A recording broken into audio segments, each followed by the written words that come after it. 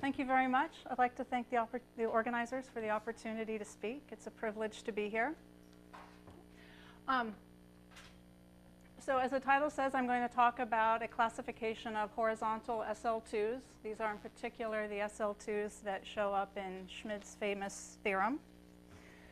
So let me start with the general setting.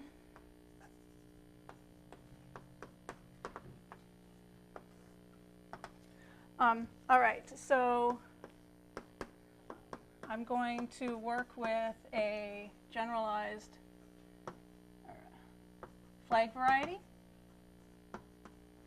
This is what we usually call the compact dual. And so that means in particular that G is a complex semi-simple Lie group.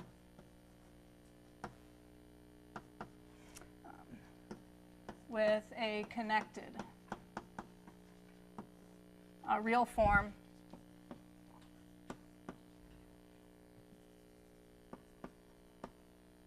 which I'll denote G sub R. Okay. So the example that you might think of when we go through this discussion is the automorphism group of a real vector space preserving a non-degenerate bilinear form. And if the vector space is, if Q is symmetric, you'll have to take the connected identity component. And then D is going to be an open GR orbit in D check, and not any orbit, but with the property that the stabilizer of a point phi is compact for any, or equivalently for all points in that domain.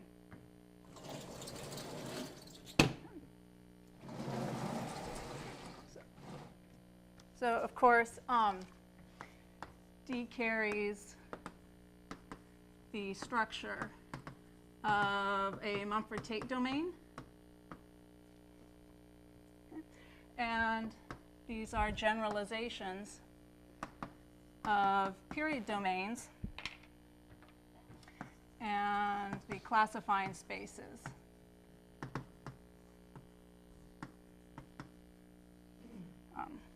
Classifying spaces for Hodge structures on VR, possibly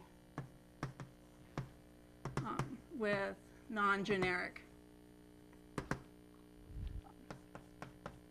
Hodge tensors. That would be the situation that GR is not the full automorphism group or its connected identity component with non-generic Hodge tensors. Okay. And the goal, as I said, is to classify the horizontal SL2s on D.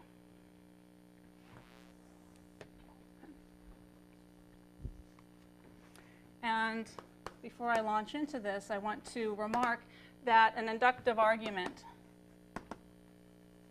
based on this classification yields a classification of the commuting horizontal.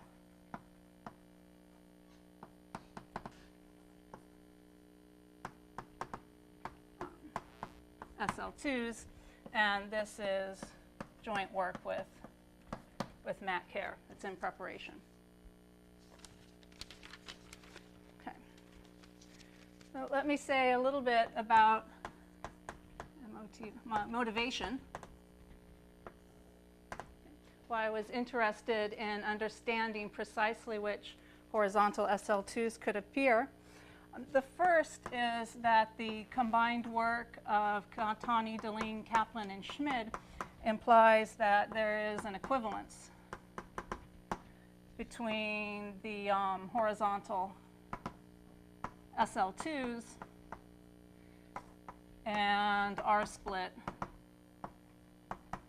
polarized mixed Hodge structures. And I want to say a little bit more about that equivalence later, so let me just denote it by an asterisk. Okay. So in particular, I interpret this as telling me that the classification of the horizontal SL2 will give a representation theoretic prediction of the limit mixed Hodge structures that can arise as a variation of Hodge structure, variation of pure Hodge structure degenerates subject to the constraint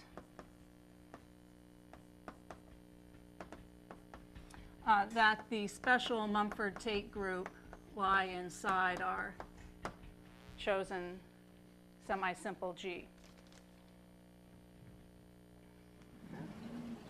And then after that, the obvious question would be to see if you could find a geometric realization of that degeneration. Okay.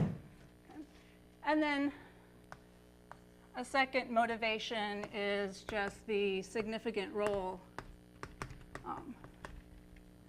played by the SL2 orbit theorems of Schmid and Catani-Kaplan-Schmid. So for example, they're used in Deligne's proof of the algebraicity of the Hodge loci, which gives strong evidence for the Hodge conjecture. The proof of Deligne's conjecture of the isomorphism between L2 and intersection cohomology for variations of Hodge structure, which was proved in special cases by Zucker and Catani-Kaplan, and then in the general case independently by Catani-Kaplan-Schmid and Kashiwar and Kwai. And also, of course, the Kato-Usui partial compactification of the range for a period map. Okay. So these orbits show up all over the place.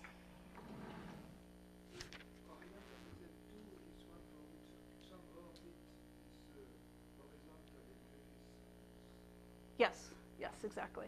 Horizontal. In Griffiths. Come again? You have no discrete group at all. No, no, this is, I'm working entirely upstairs on the domain. And I will not worry about being rational. I'll just focus on the real case. Okay. So let me mention some prior work on obtaining classifications. So a very early result by Catani and Kaplan in 1978 gave a classification in the case that P is maximal. So remember, P is the stabilizer of a point in the compact dual. It's a parabolic subgroup. That means it's a stabilizer of a flag, and we can talk about maximal parabolics.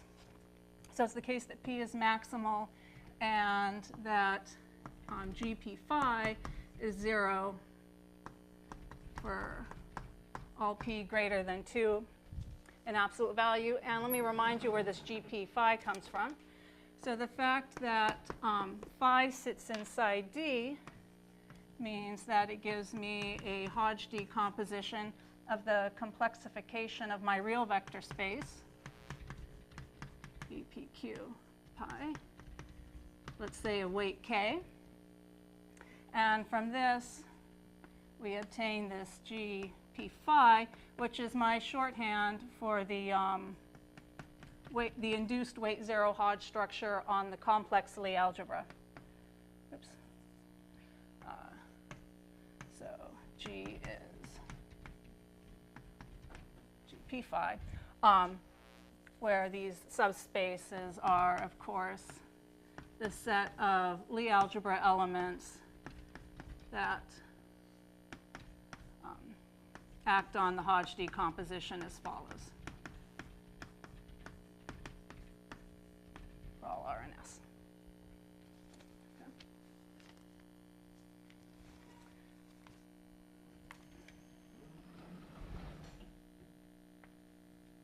Okay. There is also a numerical criterion on a semi-simple element y in the endomorphism algebra in the period domain setting. So this is the Lie algebra of the real form in the period domain setting. So a numerical criterion on a semi-simple element to yield a horizontal SL2. So to get a horizontal SL2, I just need to specify a standard triple in the Lie algebra of the SL2, and up to the group action, it suffices to specify the neutral element or the semi-simple element. So this is a test to determine whether or not this y is the neutral element in a standard triple, and so it gives you an SL2. Okay. In the weight equal to 2 case, this was given by Catani and Kaplan in 1978, and the general case by Usui in I think 1993.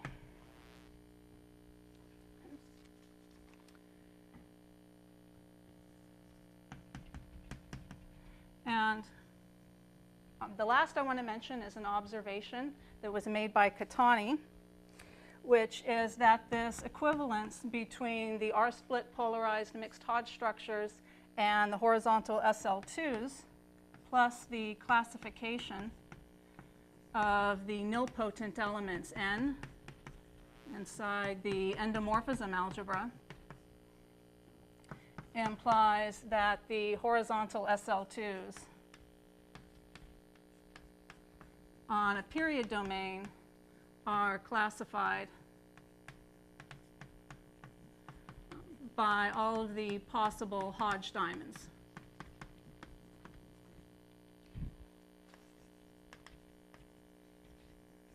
Okay. One thing you have to be careful about here is that this is up to the action of the full automorphism group, BRQ. And basically what's going on here is you may be aware that in the classical case, if the Lie algebra G is classical, then the nilpotent orbits in that algebra are classified by partially signed Young diagrams. And the Hodge diamond precisely tells you what that partially signed Young diagram is.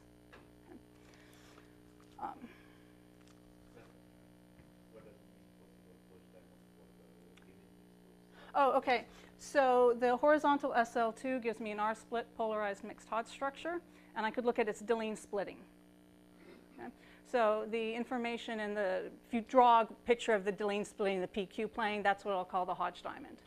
And that data describes the partially signed Young diagram, which is how the representation theorists classify the SL2s for the classical algebras. That doesn't work for the non-classical. And that sort of argument also won't work for us, even when the real form is classical, if the standard representation is not a Hodge representation, which would be the case, say, if you picked SPAB or SO star N or any one of those.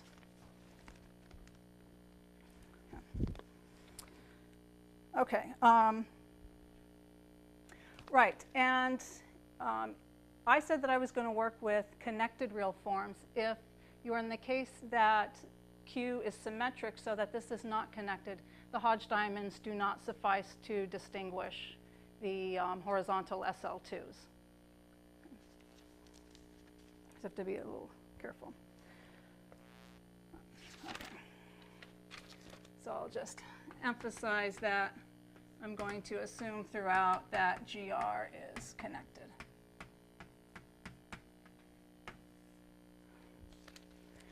All right, so here are the definitions for the objects that we are interested in classifying. So let SL2R be the span over R of the following three familiar elements. Let n plus be 0, 1, 0, 0, y be 1, 0, 0, negative 1, and n be 0, 1, 0, 0. Okay. So this is a standard triple, which is just a statement about the Lie brackets of these. So the Lie bracket of y with n plus is 2n plus, yada, yada. Those familiar relations. Okay. And we're also going to want to look at elements of the complexification. So 1/2 negative I, 1, 1i. And little z is 0i, negative I, 0. And these belong to SL2C. Okay. If you add the conjugate of E, this also gives you a standard triple, but in the complexification. So a horizontal SL2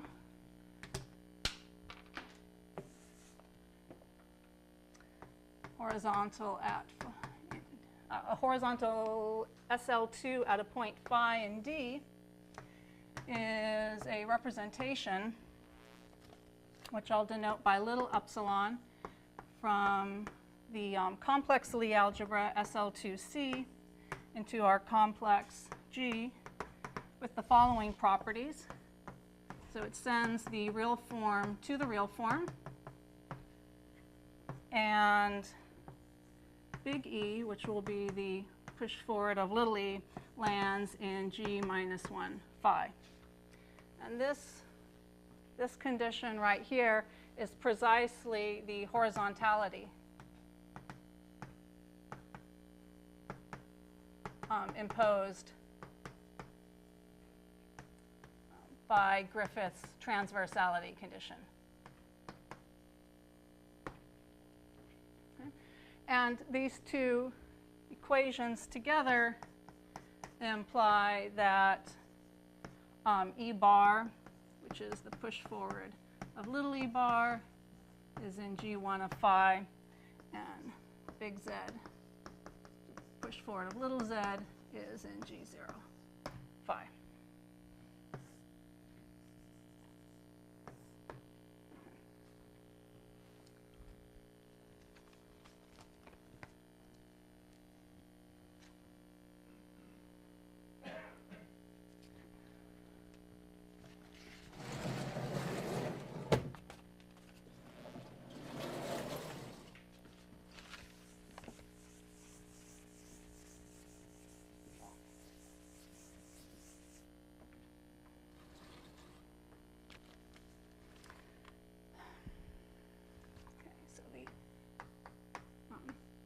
The next observation is that given a point, or I'm sorry, given a group element, a real group element, notice that nu is, or epsilon, is horizontal at phi if and only the conjugate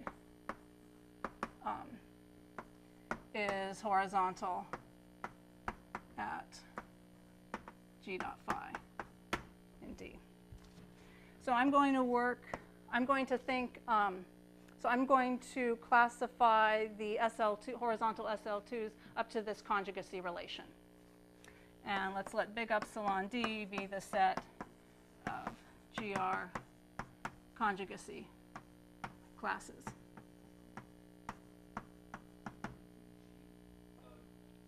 Okay?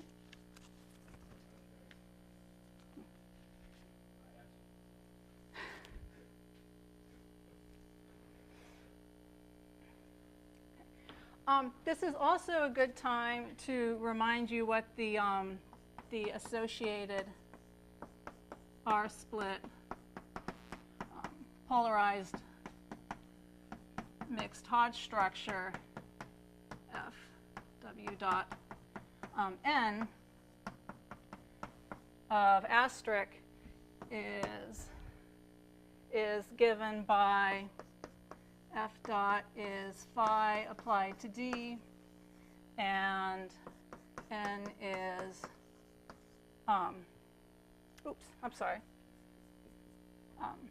it's rho applied to D, and N is add rho applied to E, where rho is an element of the complex group given as follows.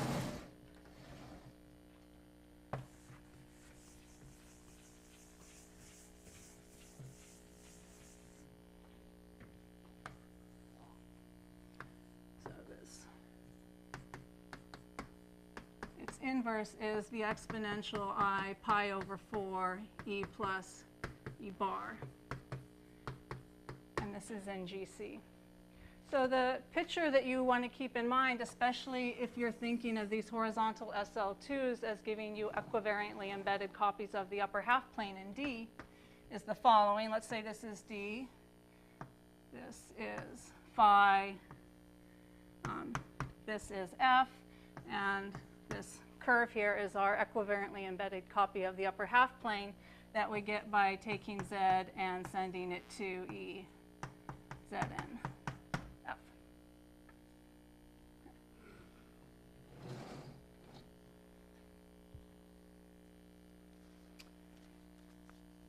Okay.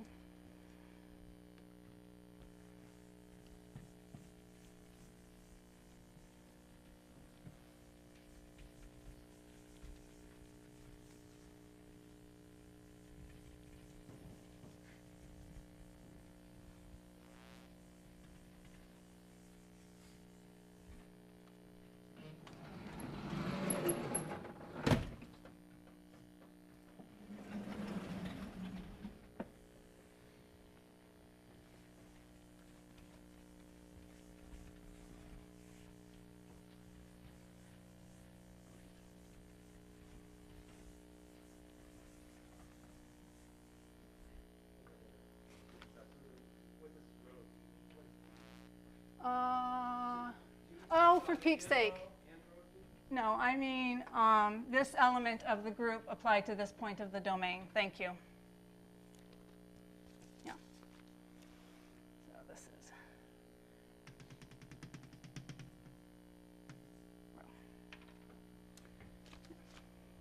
okay.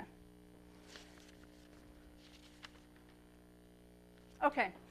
I need to introduce two representation theoretic objects to give the classification. Levy Sub Algebras and what are called distinguished nilpotent elements. If you're familiar with the classification of SL2s in complex semi-simple Lie algebras, this is not a surprise. I mentioned that if the group is classical and you're working with a standard representation, there's a very nice description in terms of Young diagrams.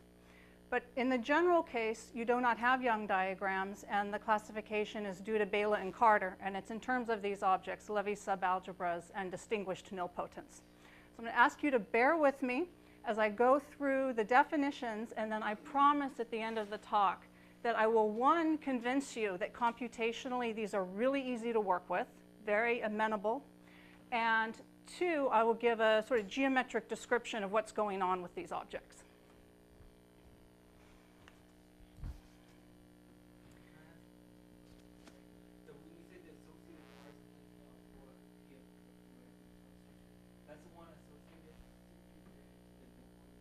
No, the one that's, well, yes, so to this nilpotent orbit right here, but I think of it in particular as being associated to the horizontal SL2s. Well, I guess what I'm worried, like there's more than one canonical R-split like there's one that delta is. I'm not using the delta, I'm using the Deligne to get this. This will give you the. Okay, so first of all, I don't have to take something R-split because as soon as I construct it from the horizontal SL2, it is R-split. Yeah, when it comes to SL, So, yeah.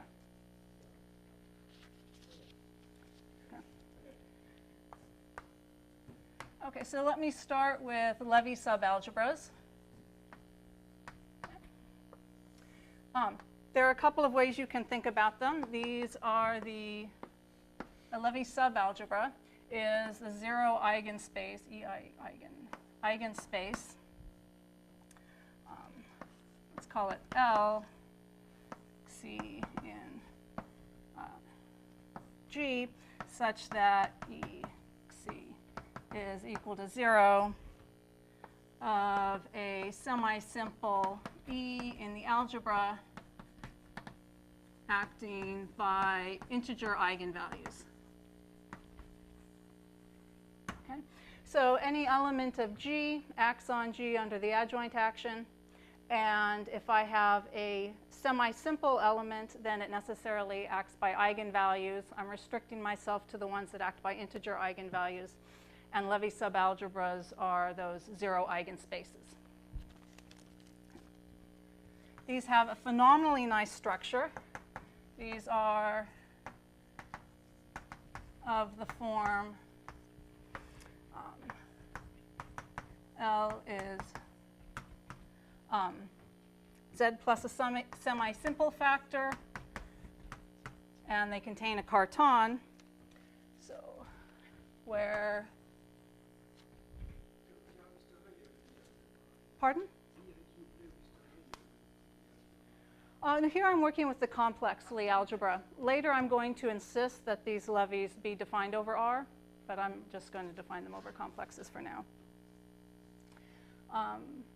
And is of the form blah, blah, blah, where Z is the center of L. And it turns out to be important that this is also the centralizer.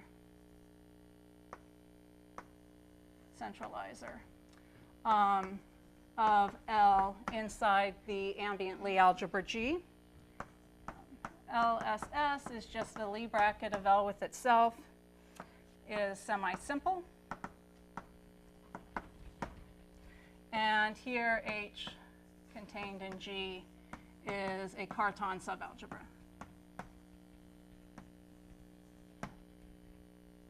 Okay. The simple roots of the semi-simple factor can always be viewed as a subset of the simple roots of G. This means that once you specify a carton subalgebra, or once you fix a carton subalgebra containing your Levy subalgebras, there are only finitely many of them.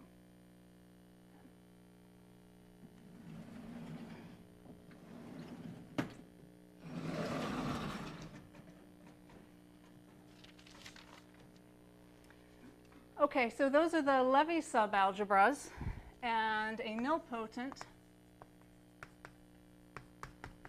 N in G is distinguished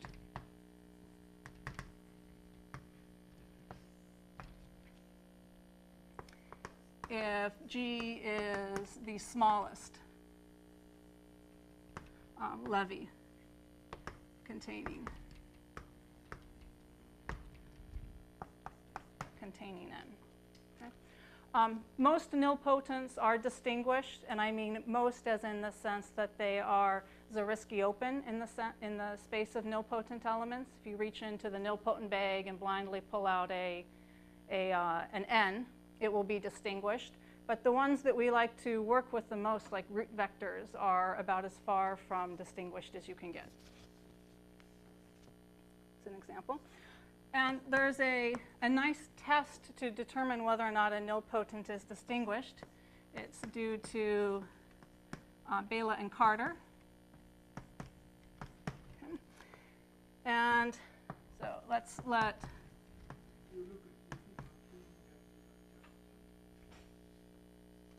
containing a different. No, I don't impose that condition here.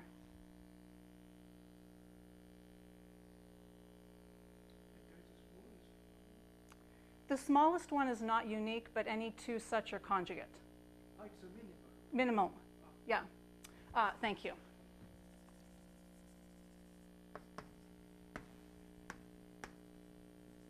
Thank you. Okay, so let W dot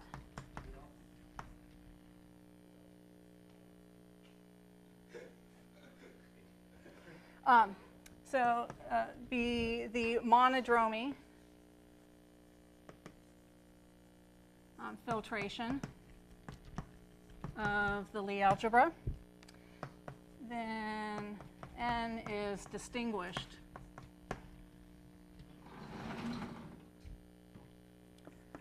if and only if the dimension of W mod W minus 1 is equal to the dimension of W minus 1 mod the bracket of W minus 1 with itself. And in fact, there is, so let me remark that W naught and G is parabolic because it's the Lie algebra of a subgroup preserving this filtration. And there is a test for an arbitrary parabolic very like this that will determine whether or not that given parabolic is of this form for a distinguished n.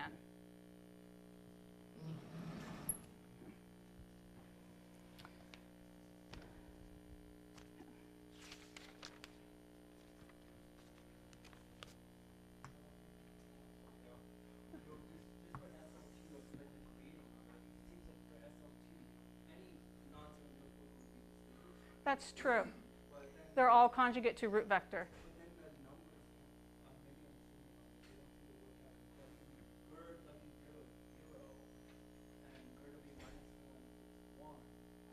So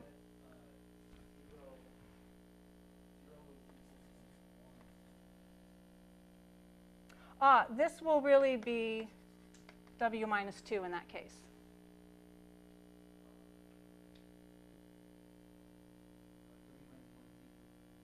Right.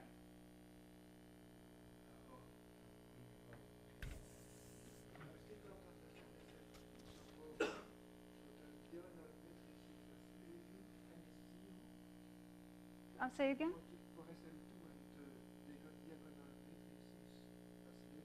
Mm-hmm. No, the only nilpotent will be a root vector, something like 0, 1.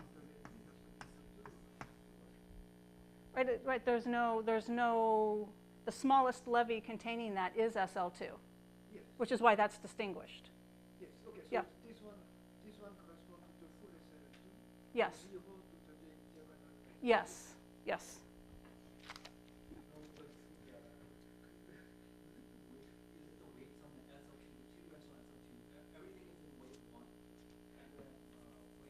No, for SL2, right, it's really W minus 2. I wrote this wrong. So maybe I shift things in a non-standard fashion. So a better way to, well, an alternative way to write this is to use the fact that W naught is a parabolic. So I can write it as a let's go like this, as a Levy factor plus a nilpotent factor. And then what this says is that, what this should say is the condition for this unknown parabolic to be of this form for a distinguished n is that the dimension of Q naught be equal to the dimension of Q minus. Mm-hmm. Right.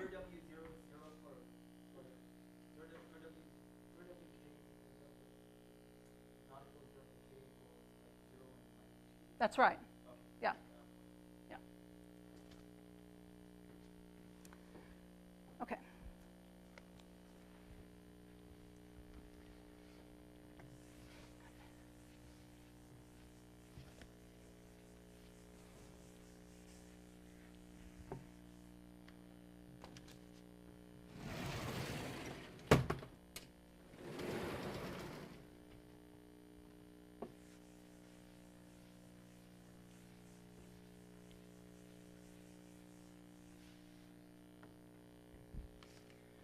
So here's the classification.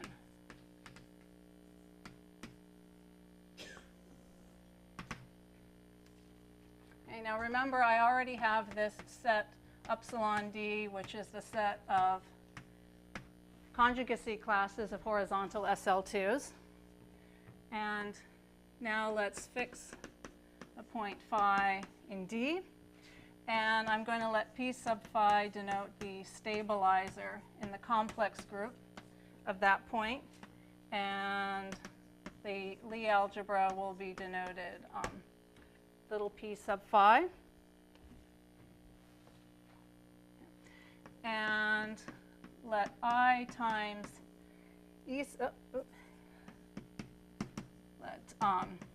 E sub phi denote the semi-simple element with eigenspace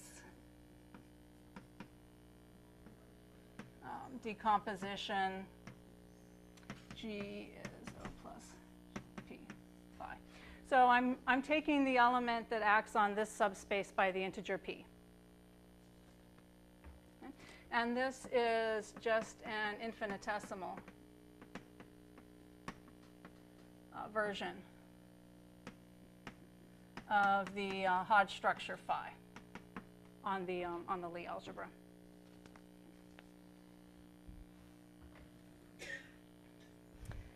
And next, remember at the very beginning I said that the stabilizer in the real form is compact. We're now going to take advantage of that to fix a compact carton, call it T, in the real form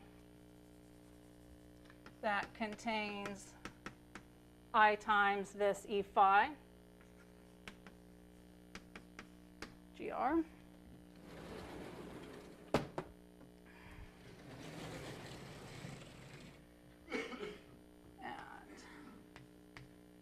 Next, you observe that the complexification of this real carton is contained in the Lie algebra of the stabilizer. And now set L phi of T to be the set of Levy sub algebras. I want them defined over R. Okay.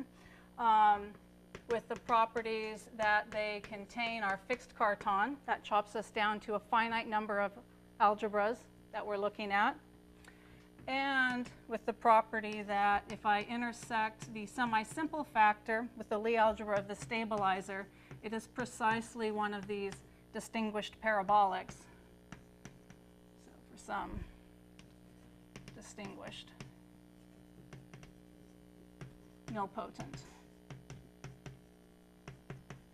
epsilon in the semi-simple factor of the Levy.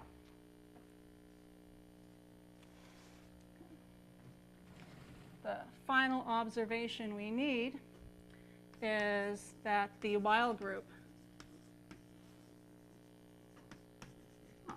W naught of G naught phi x on L phi t.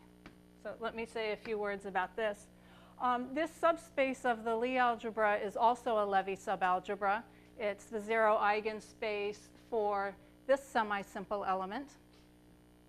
That means, so it has a Weil group, and its Weil group is a subgroup of the Weil group of G, and it preserves this set script L.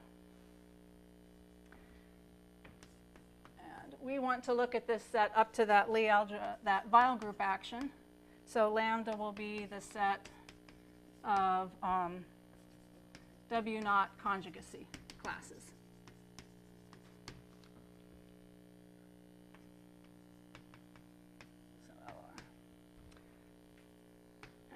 So this is not as bad as it might look at first glance. We're dealing with only a finite number of Levy subalgebras. They're very nice algebras, very easy to work with. And this is, of course, a finite group. Very well understood finite group.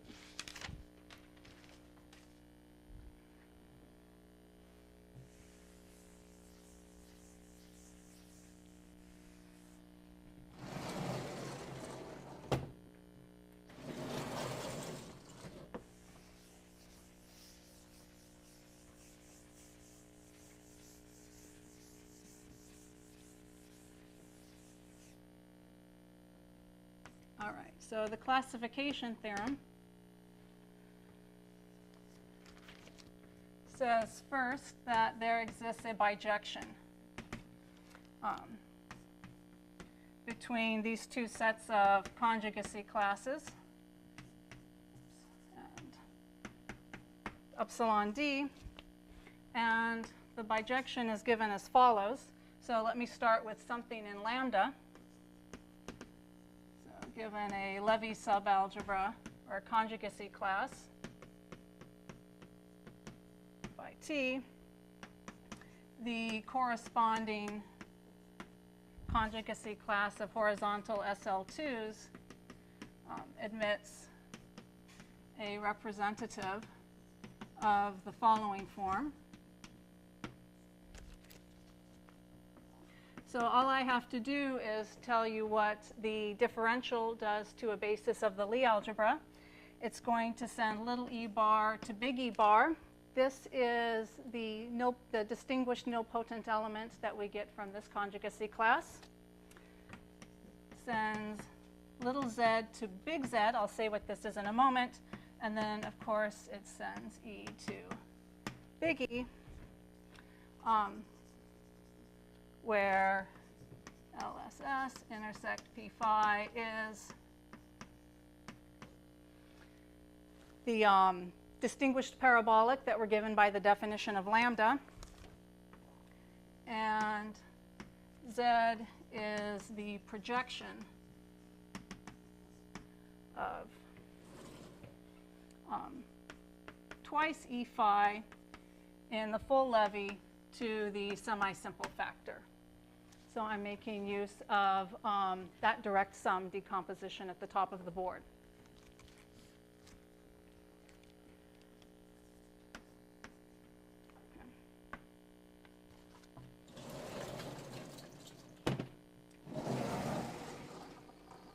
And finally, that associated R-split polarized mixed Todd structure, F dot W dot N, that we associated to the horizontal SL2 has Deligne splitting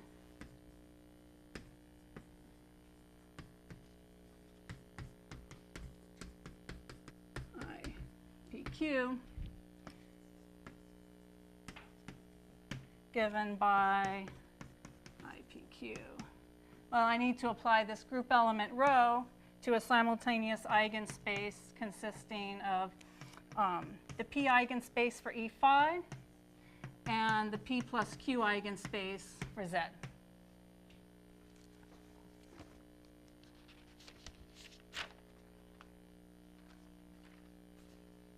Okay. Let me pause for a moment and switch to the screen. I want to try to make good on those two promises I made to you to convince you that this is computationally amenable. You can work out all sorts of examples. And to describe geometrically what this Levy Sub Algebra L is doing. The Levy Sub Algebra kind of determines the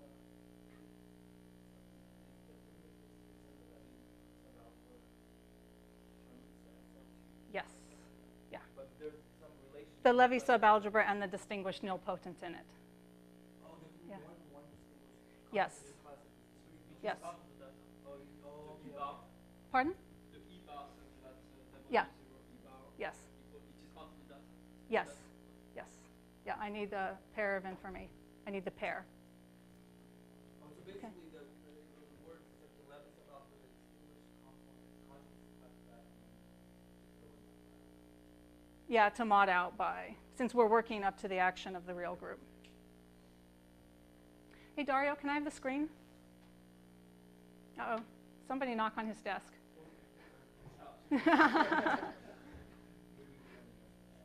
Oh, is this something I can do? I didn't mean to make you come up here. Yes, it is, evidently. Sorry. Okay, I forgot. Total spaz up here. Okay.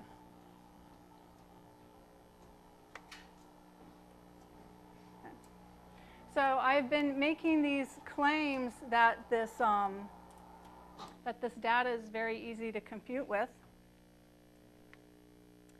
And is it alive? Okay. Right. So to convince you of that, I picked an intimidating group. I picked a real form of the exceptional simple Lie group of rank 4. So this is a real form of F4. And I've picked a Hodge representation so that I can realize it as a Mumford-Tate group. And these are the Hodge numbers of that representation. So in particular, this real form is sitting inside this Lie group. Okay? And I claim that there are, up to conjugacy, exactly 2 horizontal SL2s. And those are the corresponding Deligne splittings. Okay? So the computation to identify these horizontal SL2s is entirely algorithmic. You just give it the data and it says, these are your 2 possibilities. So in particular, what this is predicting Hodge theoretically is that if you have a family, if you have a variation of Hodge structure with these Hodge numbers and generic Mumford-Tate group contained in this exceptional Lie group, then the only 2 limiting mixed Hodge structures that can arise have these Hodge diamonds. Okay. And to Oh, okay. So this is the p-axis. This is the q-axis. And the dot means that the corresponding IPQ is non-zero. I didn't indicate what its dimension is. In fact, I think that these numbers are small enough that you can actually figure it out. So also I should mention that, that the nilpotent n, the Lefschetz operator, is moving diagonally down like this. So you can use that and the Hodge numbers to figure out what the dimensions of these are, if you're interested. The stuff in gray is just notes to myself, so I know that what I'm looking at. It's not particularly important. Okay. Now, the Levy subgroup that corresponds to this SL2 plays a role in taking us from the Hodge decomposition, which would have a Hodge diamond that just runs diagonally like this, to this particular Hodge diamond. And I want to explain how it acts, because it's very simple. Okay? So this would be the Hodge decomposition for that last example. And I want to explain how that Levy operator takes the Hodge decomposition to the Hodge diamond, or the Deligne splitting. Okay? So the first thing you do is remember that V is a representation of G. So it's a representation of L, and we can decompose it as an L module. And I just did that in a color-coded fashion, and the result will look something like this. Okay? Now, each of these sub-representation inherits a decomposition. I won't call it a Hodge decomposition, because you can see that they're off-centered. And now what you do is you take each of these submodules and rotate them 90 degrees about the center of the decomposition. And that gives you the Deligne splitting. Okay. So in some sense, what's happening here is that this Levy sub algebra is controlling the degeneration. And what happens globally is, or what happens, yeah, so I guess I want to say it like this, that it is the Levy sub algebra that is essential to controlling the degeneration. The rest of G is non-essential data. There are other ways to see this, but that picture sort of hints at that statement. Okay? And I think the last thing I mentioned was that the Hodge diamonds would fail to distinguish distinct conjugacy classes in the case of a period domain if we take the connected component of the automorphism group. And this is an example of that. For this particular period domain, there are, up to the action of this connected real form, 6 horizontal SL2s. And notice there are 2 distinct ones with identical Hodge diamonds. So they're not distinguished. Okay. All right, I'm done with the slides. goes back up. Okay, so I want to just give you an idea now in the 10 minutes that I have left of what goes into the proof of the classification. And you'll also be able to see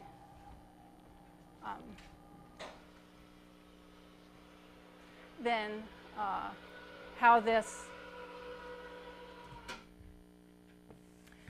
Levy Sub Algebra appears.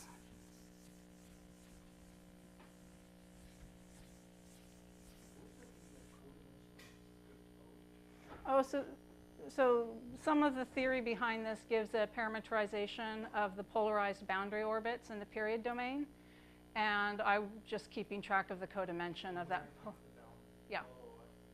So in some sense, you know, the codimension would tell you how complicated the degeneration is.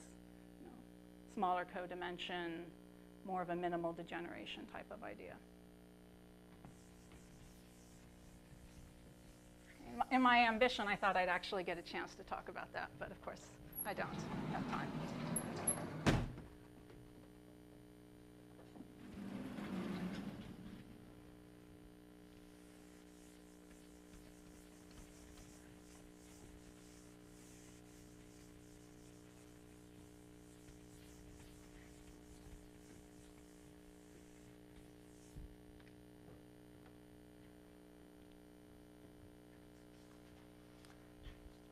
So the idea of the proof is as follows. So I just want to indicate how we move back and forth between these two sets. So how we go from an upsilon into a Levy defined over R. And I'm not going to address issues of whether or not this is independent of your choice of representative. That's just a, you know, pay attention to what you're doing in the proof and check type of statement. So let me start in this direction so that I'll assume that I'm given a horizontal SL2.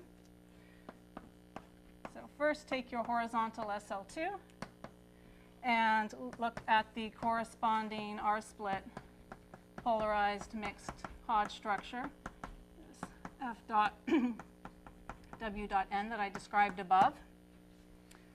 Okay. And look at the Deligne splitting induced on the complex Lie algebra, IPQ. And I'll denote it by a sub G to distinguish it from the splitting on the vector space V. Okay. And what I want to do is pick out what are essentially the diagonal part of this splitting.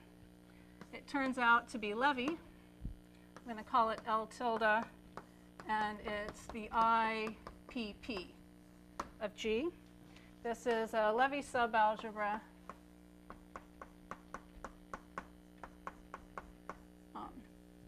containing a standard triple associated to that nilpotent n, or a standard triple containing that nilpotent n. Okay. So it's a Levy sub algebra, and modulo the action of G, this L tilde is conjugation and phi stable.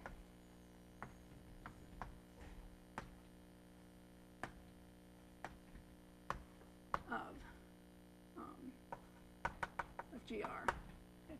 So by phi stable here, I mean that I'm thinking of phi as a circle, as a homomorphism of R algebraic groups from the circle into the connected real form. And then I can let phi act on G by the adjoint action. Okay?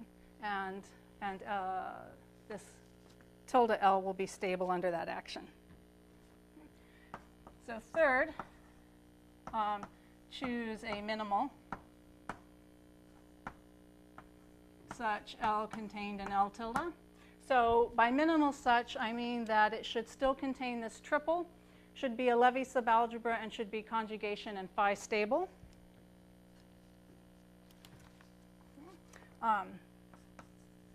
Then this also has a splitting given by the intersection of L with the IPP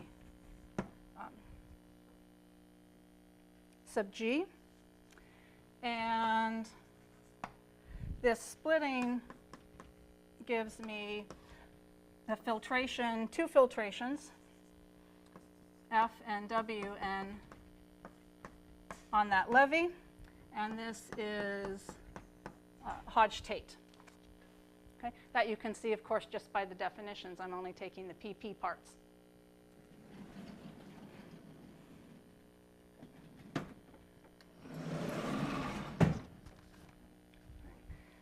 Now, one thing I didn't have a chance to mention is that there is a classification of Hodge-Tate R-split polarized mixed Hodge structures.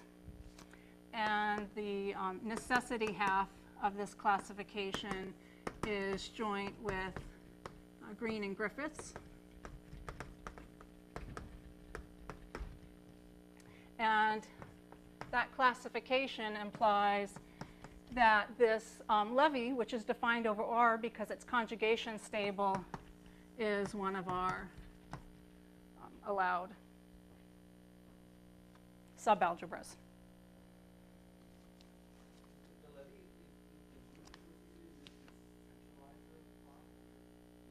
No, it's the, so L is going to be the centralizer of E phi minus E phi bar. Only I don't mean E, I don't mean phi actually. So because this is imaginary. So what I need to do is take this grading element and move it out to the boundary and look at the grading element corresponding to the flag out there. And then this is what so let me say something like,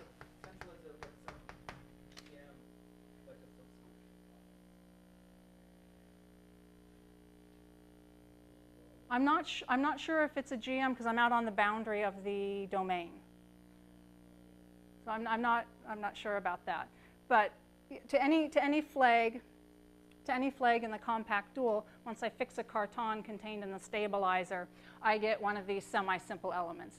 This is it's the centralizer for the semi-simple element corresponding to the F minus its conjugate.